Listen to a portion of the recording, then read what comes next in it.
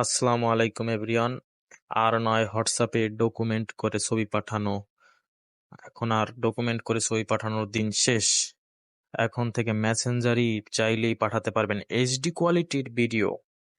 সেই জন্য আজকে আমি আপনাদের দেখাবো যে মেসেঞ্জারে কিভাবে এইচডি কোয়ালিটির ভিডিও সেন্ড করবেন, প্লাস ছবি সেন্ড করবেন, যে কোনো কিছু এইচডি কোয়ালিটির সেন্ড করতে পারবেন। তো ফার্স্ট অফ অল চলে যাব, এখান থেকে ইমেজ সিলেকশন অপশনে যাব। যাওয়ার পরে এখান থেকে ধরুন আমি এই ছবিটা সিলেক্ট করলাম, দেন এডিট অপশনে ক্লিক করব।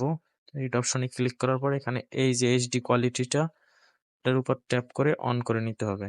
আর যদি আমি এটাকে সেন্ড করে দেই, এটা সেন্ড হয়ে গেছে। এটা কিন্তু 100% এইচডি কোয়ালিটি থাকবে, এটা কিন্তু মোটেও ফাটবে না। এই যে একদম এইচডি কোয়ালিটি থাকবে এটা।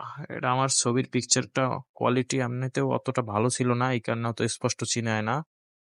কিন্তু আপনি যদি এইচডি কোয়ালিটির ফটো যদি সেন্ড করেন তাহলে এইচডি কোয়ালিটিরই থাকবে, কোনো প্রকার ফাটার চান্স নেই। তো আজকের ভিডিওটা এই পর্যন্তই, সবাইকে ধন্যবাদ।